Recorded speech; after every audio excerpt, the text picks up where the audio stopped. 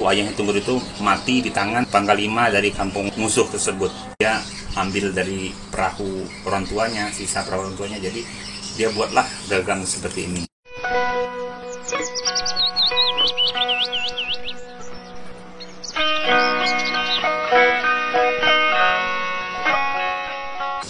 Tabe dan salam budaya, berjumpa lagi dengan saya Pius di channel Ukir Budaya. Pada video kali ini saya akan menceritakan sejarah terciptanya pertama kali gagang ulu tunggur. Ini adalah motif kami Dayak Benua, namanya ulu tunggur. Kalau untuk sarungnya sih dia pasti sarungnya runcing seperti ini. Biasanya kemau baru ada bersoli, misalnya runcing seperti ini teman-teman. Dia tidak tempos sarungnya, biasanya seperti itu. Cerita ini saya dapatkan dari guru ukir saya, Taman Paha. Tapi kalau saya pakai kiat saya kan saya secara adat dari Kakak Tomo, dan Kakak Tomo itu muridnya Taman Pahat. Taman Pahat menceritakan kepada saya, dan juga saya menganggap Taman Pahat adalah guru saya karena dia banyak juga mengasih cara mengukir, nama-nama ukir, dan juga sampai cerita dari gagang ini beliau menceritakan waktu itu. Sudah lama, mungkin sekitar 20-an tahun. Saya ingin menceritakan ini biar ada dokumentasi, karena ini kan tidak ada catatan buku. Ini juga saya sudah komunikasi sama ayah saya. Saya tanya beliau, ingat nggak cerita detail tentang gagang ini? Beliau juga tidak ingat nama tokoh atau tempat. Saya juga tidak ingat lagi nama tokoh atau tempatnya.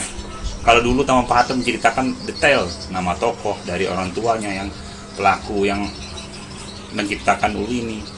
Jadi saya di sini akan menceritakan secara umum kejadian ini. Dan apabila ada tokoh adat atau sama-sama pengukir Dayak Benua yang tahu lagi secara detail cerita ini, tolong komen di komen saya bawah ini, atau enggak bikin video lagi untuk lebih detail gitu teman-teman. Jadi saya ini menceritakan secara umum ya teman-teman. Tokoh dari menciptakan ini adalah seorang anak kecil. Anak kecil itu saya akan beri nama, biar namanya bukan Tunggur sih, tapi saya bikin aja nama anak Tunggur. Jadi teman-teman bisa memahami, berarti yang menciptakan itu adalah anak Tunggur. Padahal namanya bukan itu, tapi saya biar teman-teman lebih mudah memahami cerita saya. Oke.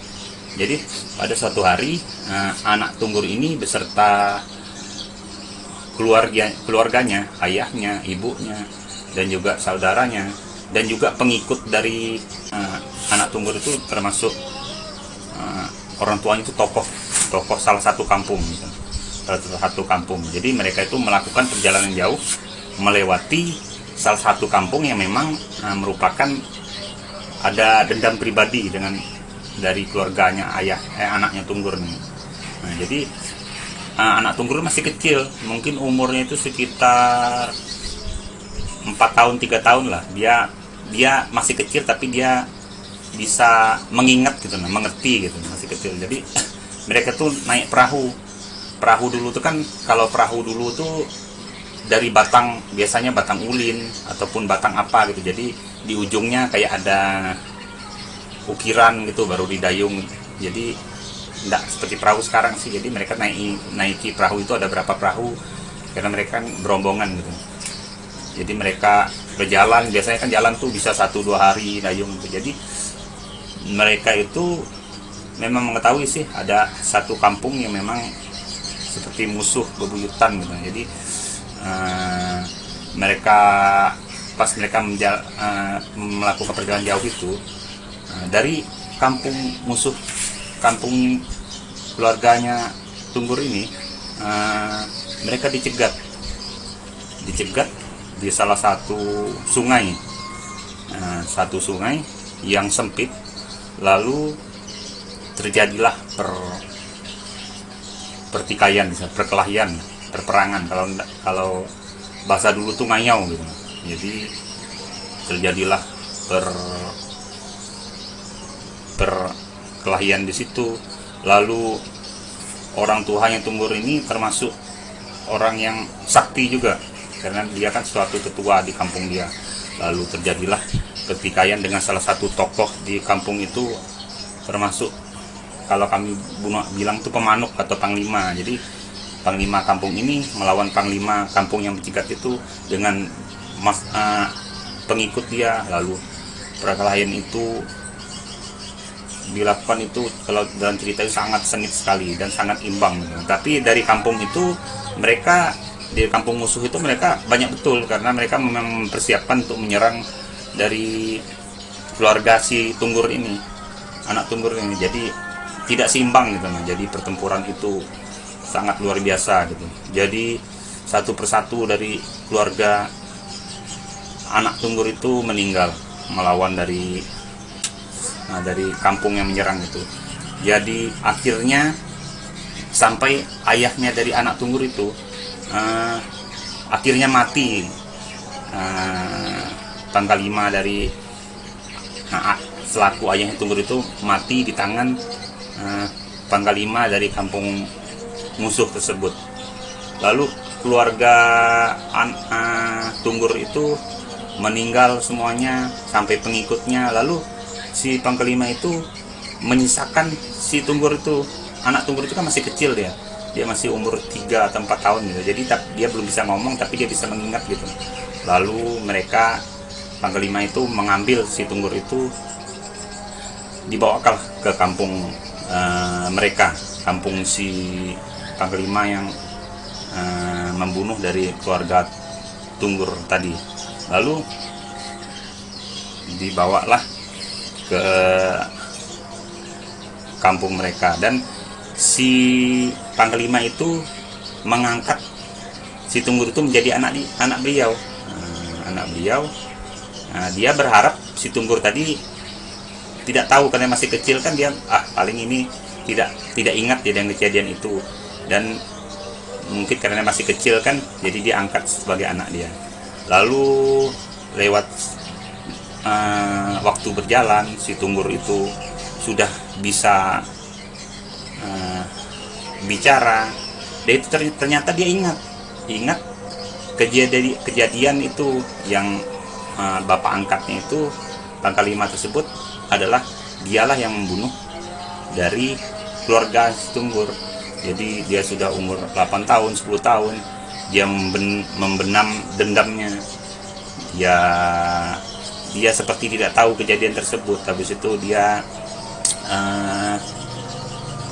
seperti menyayangi keluarga dari si panglima yang bunuh ayahnya.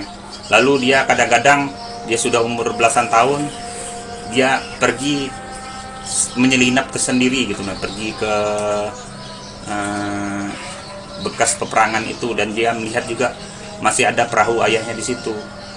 Sisa-sisa dari itu kan masih ada perahunya, dia ingat masih perahu ayahnya, dan kembali lagi. Dan dia kadang-kadang, namanya kecil kan, terdengar selentingan orang cerita kan, dari panglima itu menceritakan kejadian tersebut, dan anak kecil itu tahu kampungnya di mana. Oh, kampung saya ternyata di sana gitu. Nah, jadi semakin dia tahu informasi, oh dia tahu memang itu kan yang bunuh keluarganya, dan juga selentingan bilang, oh kampung dia ini di sebelah sana, tidak terlalu jauh gitu. Nah, jadi dia itu semakin besar, dan dia sudah ada rasa untuk membalas dendam kepada si panglima dan semua di kampung tersebut. Lalu sudah dia umur mau 20-an tahun, dia mencari penempa yang bagus di kampung itu, dan dia membuat bilah mandau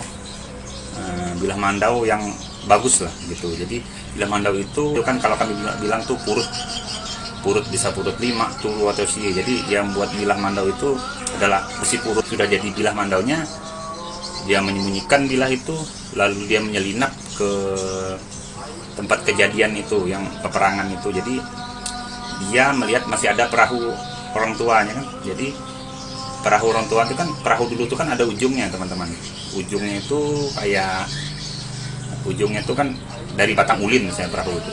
Jadi kalau dari batang ulin itu dia diambil ujungnya, kan dia lebih tuh. Jadi ambil ujungnya, lalu ujungnya itu dibikinlah, diambil ujungnya, lalu dia bikin ujung itu untuk gagang mandau. gitu teman-teman. Jadi kadang-kadang dia sembunyi bikin gagang mandau itu.